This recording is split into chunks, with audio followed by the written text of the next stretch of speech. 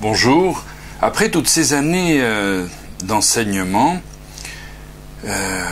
surtout si l'on est concentré sur l'enseignement de la grâce, qui me paraît plus que stratégique, vital, essentiel, on s'aperçoit qu'il y a souvent les mêmes questions qui viennent, questions qui sont parfaitement légitimes.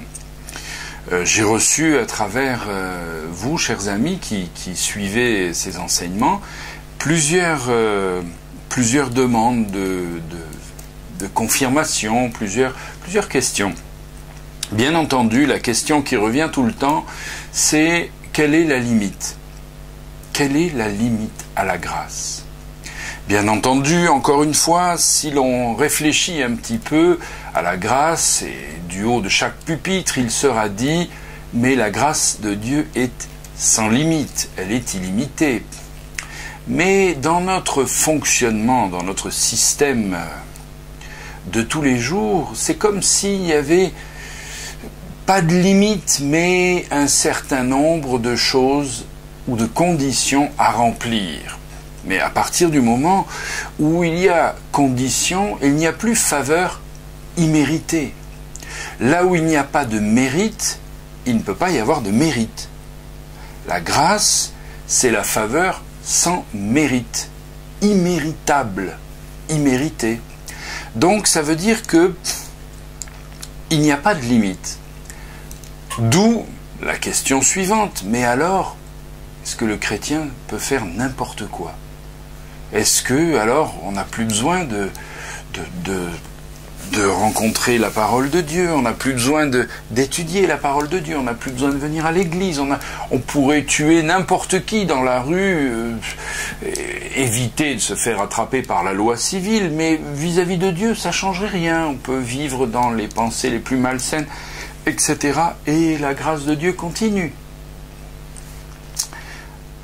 Il faut peut-être se poser la question à l'envers.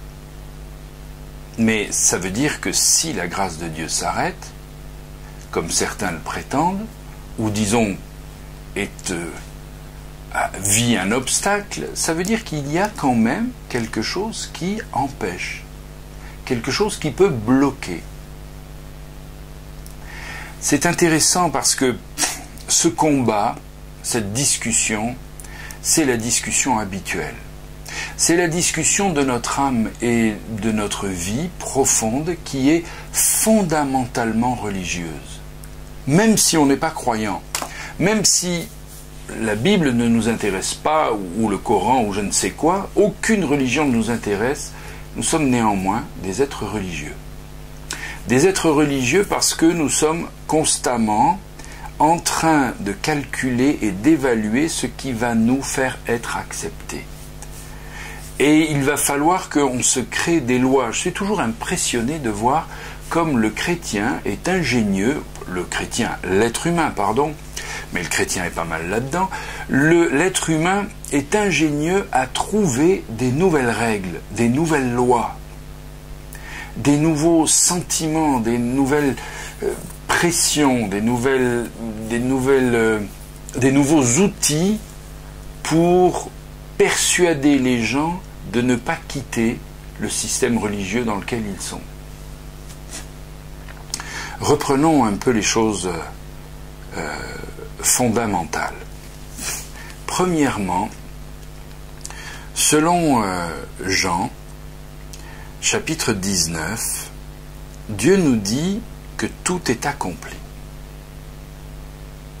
Jean 19, 30, Jésus-Christ annonce tout est accompli et il meurt dans sa vie d'homme pour être ressuscité et manifester sa gloire divine. Tout est accompli. Il n'est pas venu annuler la loi, il n'est pas venu l'abolir, il est venu l'accomplir. Il a donc accompli la loi. Ça veut dire que je n'ai plus de loi à accomplir.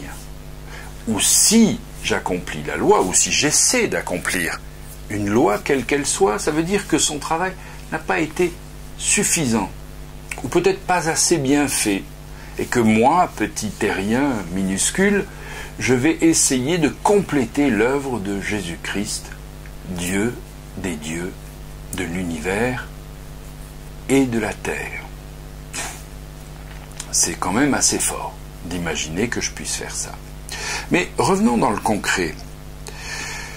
Ça veut dire que je suis en relation avec Dieu. Ça veut dire que Dieu est satisfait de moi. Que Dieu ne peut pas être déçu de moi, puisque pour être déçu, je me permets de rappeler ce détail, pour être déçu de quelqu'un ou de quelque chose, il faut absolument avoir une attente. Il faut qu'il y ait une attente, un standard. Je m'attends à ce que vous veniez au culte le dimanche, vous ne venez pas, je suis déçu.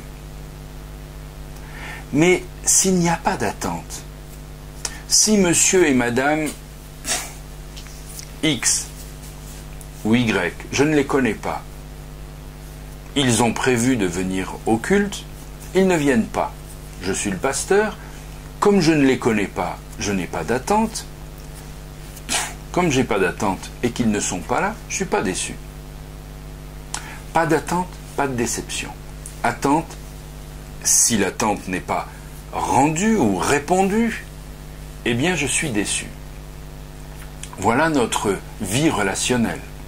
Notre vie relationnelle de couple, de parents, d'amis, d'employeurs, et encore l'employeur ce sont des contrats, donc c'est pas une histoire de déception, de pasteurs, de chrétiens, de tout ce que vous voulez qui est en relation sociale ou amicale ou affectueuse ou d'amour.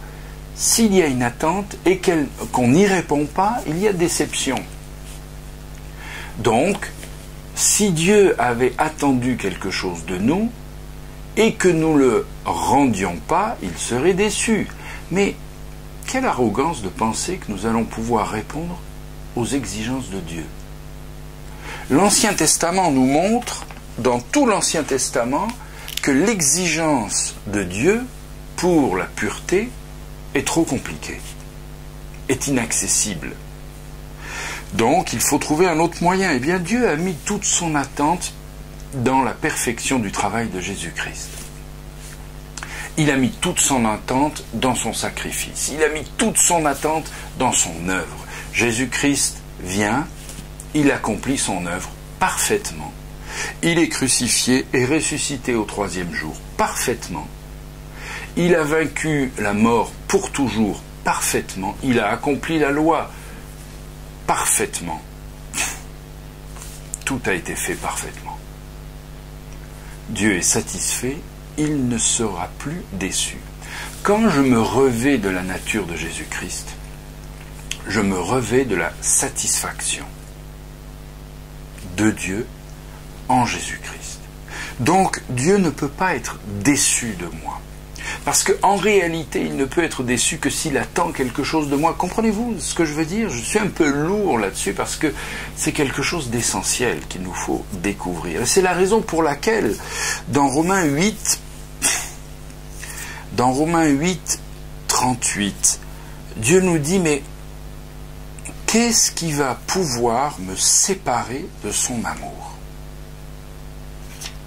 Comment est-ce que je vais pouvoir être séparé de l'amour de Dieu? Dans toutes ces choses, nous sommes plus que vainqueurs, car j'ai l'assurance que ni la mort, ni la vie, ni les anges, ni les dominations, ni les choses présentes, ni les choses à venir, ni les puissances, ni la hauteur, ni la profondeur, ni aucune autre créature ne pourra nous séparer de l'amour de Dieu manifesté en Jésus-Christ notre Seigneur. La grâce de Dieu, elle dépend de Dieu qui la donne. Elle ne dépend pas, ça on l'a déjà dit dans d'autres vidéos, de celui qui la reçoit. Dieu nous a donné sa grâce afin que nous soyons parfaits en Jésus-Christ. Aujourd'hui, mes amis, vous pouvez mourir tranquille. Dieu a accompli son plan pour toujours. Bien entendu que dans sa grâce, dans sa générosité, il nous permet de pratiquer, il nous permet de vivre des expériences, il nous permet de rencontrer, de témoigner, il nous permet d'annoncer, il nous permet toutes ces choses, mais ces choses-là n'augmenteront ni la quantité d'amour qu'il a pour nous, n'augmenteront pas notre acceptabilité à lui-même, puisque notre acceptabilité vient et passe par Jésus-Christ. Donc nos œuvres ne sont pas utiles pour être acceptables aux yeux de Dieu. Je vous en supplie, comprenons cet élément-là. Comprenons, parce que même si nous le disons, et puis moi je suis toujours un peu frustré parce que je l'explique en théorie, mais dans la pratique de nos relations entre chrétiens, dans la pratique de nos relations au sein de notre assemblée locale, comment ça se passe? Eh bien, nous allons continuer de nous faire des pressions, nous allons continuer de nous exiger des standards. Nous aimerions que, quand même, ça fait 3 ans que tu viens à l'église, quand même, ça fait des années que tu as enseigné, ça fait des années que tu pries, ça fait, mais quand même, et tu n'as toujours pas compris ça, et tu n'as pas arrêté encore de faire cette mauvaise habitude, mais tu as encore, Mais quel est ce Dieu que nous prêchons avec ce système religieux où nous faisons croire qu'il a accompli toute chose, mais que nous demandons quand même en plus d'accomplir. Et je vais y revenir dans la prochaine vidéo. Nous allons retravailler dans la suite de cette vidéo sur la grâce. Que veut dire la grâce? Est-ce qu'elle s'arrête à un moment donné ou à un autre? Et si elle ne s'arrête pas, alors, mais pourquoi est-ce que nous ne devenons pas tous des sauvages et tous oublions toute notre religiosité? Mais si nous avons tellement envie de pécher, si nous avons tellement envie, mais alors, si la grâce est la grâce, ça veut dire que je ne suis pas obligé de lire la Bible? Ben non, bien sûr que non, vous n'êtes pas obligé de lire la Bible. Bien sûr que non, vous n'êtes pas obligé de lire la Bible. Personne ne vous y oblige. Et c'est peut-être pour ça que vous vous en privez. C'est parce qu'on vous y oblige. Ou c'est parce que vous vous y obligez. Et c'est pour ça que vous avez une telle poids que vous devriez faire ceci. Vous devriez être bon, vous devriez être pur. Et là, ça vous empêche de l'être. Alors, nous allons continuer sur la prochaine vidéo à traiter ce point essentiel. La grâce est-elle limitée, illimitée, et qu'est-ce que ça veut dire?